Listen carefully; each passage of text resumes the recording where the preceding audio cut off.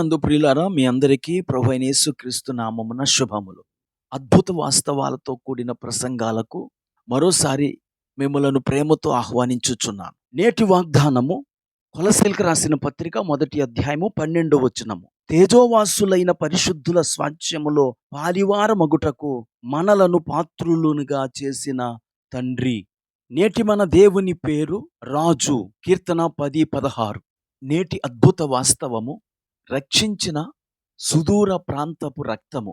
2వ ప్రపంచ యుద్ధ సమయంలో దక్షిణ పసిఫిక్ ద్వీపంలోని ఒక సైనిక ఆసుపత్రిలో ఒక యువ సైనికుడు తీవ్రంగా గాయపడి చావు బతుకుల మధ్య కొట్టుమిట్టాడుతున్నాడు.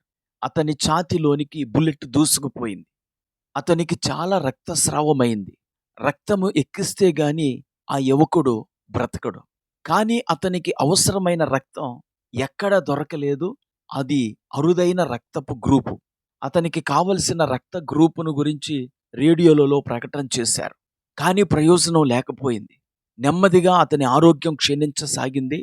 ఈ లోపులో అమెరికా నుండి ఒక వైద్యుడు ఓడలో వచ్చి అతనికి కావలసిన అరుదైన రక్తము దొరికిందని తీసుకొచ్చి ఆ యువకుడికి ఎక్కించాడు. ఆ యువకుడు బ్రతికాడు. అతడు కోలుకున్నప్పుడు అతనికి రక్తాన్ని దానం చేసిన వ్యక్తి ఎవరో తెలుసుకొని ఆమెకు ఉత్తరం రాశాడు. ఆమె ఒక బోస్టన్ మహిళ అని తెలిసింది.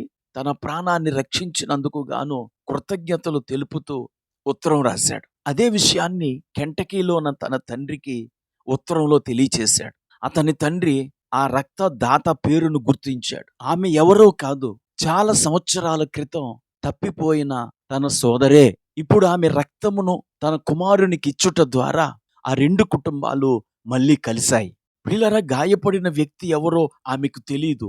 ఆమె తన రక్తాన్ని తన మేనల్లుడి ప్రాణాన్ని కాపాడటానికై దానం చేసింది. ఈ సంఘటన గురించి నేను మాట్లాడుతున్నప్పుడు మన ప్రాణాల్ని రక్షించిన ఒక రక్తము నాకు గుర్తుకొస్తోంది. అదే మన ప్రభువైన యేసుక్రీస్తు రక్తం. మనందరినీ నరకములోనికి పోకుండా రక్షించినది ఆ యేసుక్రీస్తు రక్తమే.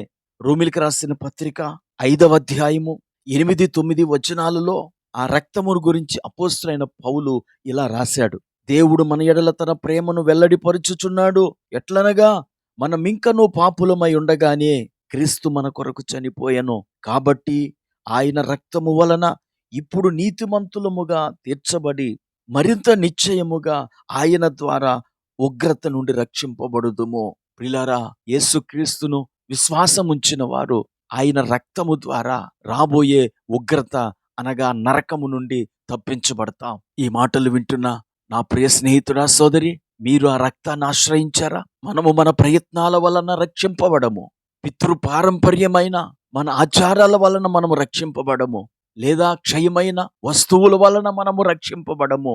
అమూల్యమైన క్రీస్తు రక్తము ద్వారానే విమోచింపబడతాం. నేడే ఆ రక్తాన్ని ఆశ్రయించి విడుదల పొందుకొనండి.